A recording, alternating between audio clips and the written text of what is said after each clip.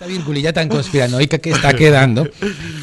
Sergio, te traigo, la virgulilla de hoy va de conspiración y de experimentos dignos de las novelas de misterio. Ajá. ¿Vale? Te traigo el experimento Universo 25, sí. Y para ello volvamos a viajar en el tiempo y nos situamos otra vez a mediados del siglo XX, ¿vale? Estamos en una época en la que está la Revolución Cubana, ocurrieron los asesinatos de John F. Kennedy y de Martin Luther King, y también el hombre pisaba la luna, ¿no? Sí. Dentro de este contexto temporal, algunos científicos decidieron estudiar cuáles eran los efectos del hacinamiento por sobrepoblación y qué efectos tendrían sobre el individuo, ¿no? A largo plazo. Como toda novela de misterio, necesitamos un personaje que nos guíe. Y para que nos guíe aparece en escena John Bumpas Calhoun, que me cuesta algunos nombres, soy muy mentiroso a leer. Calhoun. El norteamericano, uno de los etólogos más importantes en las investigaciones sobre densidad de población, creador del proyecto que os traigo hoy, que es Universo 25. ¿Qué es o qué fue Universo 25? Digamos que en un espacio se creó unas condiciones ideales para el desarrollo y reproducción de ratones, generando una utopía para estos animales. Es decir, un paraíso creado de manera artificial donde no tendrían aparentemente ningún problema de alimentarse, reproducirse, de cara a hacer crecer la población original, ¿no? ¿Qué crees lo que pasó?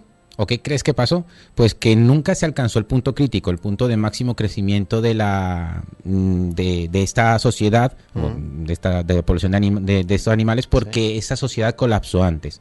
Y colapsó, para ver por qué colapsó, nos tenemos que ir al año 1968 y conocer los detalles de Universo 25, creado por John Bumpas Calhoun. Este Universo 25 era una superficie de unos 6,5 metros cuadrados y albergaba originalmente una pequeña población de ratones de 8 individuos. Era el paraíso en la tierra para los ratones, Sergio. Era un lugar en el que la comida era suficiente para todos, había agua fresca, no tenía ningún depredador que los pudiese menguar y las condiciones eran ideales para el desarrollo. Se pretendía dar cobijo o que la sociedad llegase a unos 3.500 ratones, pero nunca se alcanzó esa cifra. Y esto fue curioso porque los primeros 8 pobladores de Universo 25 no tardaron en emparejarse y en comenzar a reproducirse, provocando ese crecimiento exponencial al principio, que es muy peculiar en esta civilización. Pero poco más de un año más tarde, esta población se había duplicado en sucesivas ocasiones, llegando a los 620 individuos, momento en el que empezó a ralentizarse el crecimiento.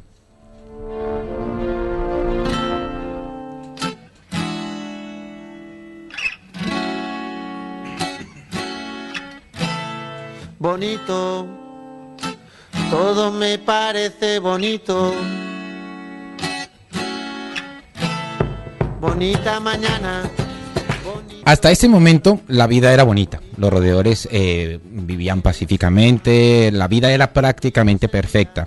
Pero algo en Universo 25 estaba a punto de dejar de ser tan bucólico y se aproximó a una situación de catástrofe, porque sin escasear los recursos, empezaron a haber otros factores que hicieron menguar a la población. Comenzó a aparecer anomalías en el modo conductual, ¿no? El comportamiento de los ratones de Universo 25 empezó a ser errático, parecía que los ratones ya no se sentían cómodos y aunque cabían físicamente en el recinto, empezaron a cruzarse en cada vez que iban de camino a comer, a buscar agua, dejaron de regresar al nido, no habían amenazas externas, pero empezaron a generarse conflictos internos, los ratones estaban cada vez más juntos y ello provocaba peleas territoriales.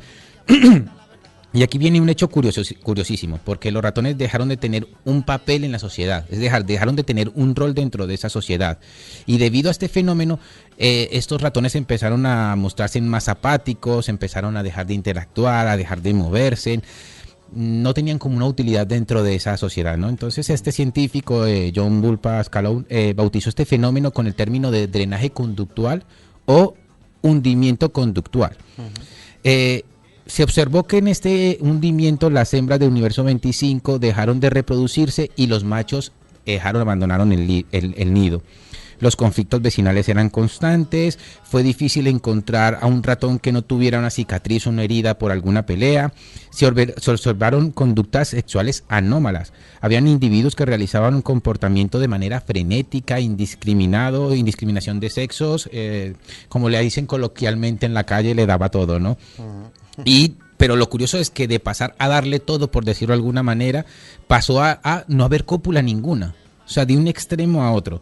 Aparecieron luchas intrafamiliares, algunos ratones acabaron con la vida de sus crías, otros los expulsaron del nido, incluso se llegó a registrar comportamientos caníbales. Pero no todos se comportaban así, ¿no? Porque existía un grupo en el que Calou los bautizó los guapos.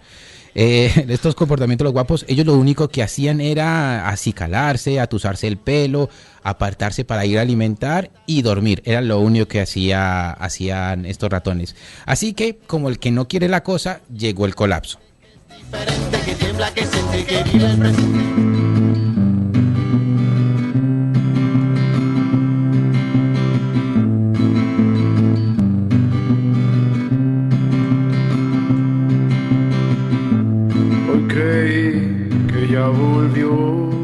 El caos en Universo 25 era absoluto. El paraíso de los ratones se había convertido en un infierno. En 1970, habiendo pasado menos de 2 años desde que se inició el experimento, nació la última camada de ratones en este hábitat, así que la población se estancó y comenzó a caer en picado.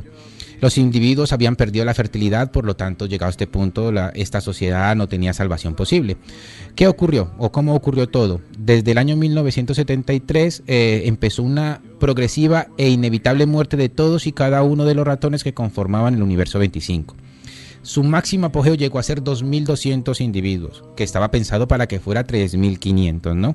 Pero la progresión poblacional dibujó una parábola cuya cúspide se situó en marzo de 1970, el momento en el que esa tendencia empezó a ser negativa, hasta 1973, cuando Universo 25 dejó existir definitivamente. ¿Qué opinas, Sergio?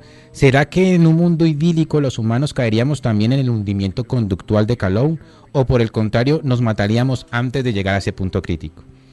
Yo prácticamente doy por hecho que este momento llegará pronto, sobre todo por ver cómo nos comportamos cuando hay dificultades y hacemos escasear materias de esencial importancia, como lo es el papel higiénico y el hielo. La estupidez humana sí que no necesita de experimentos científicos para ser comprobada. Solo fue un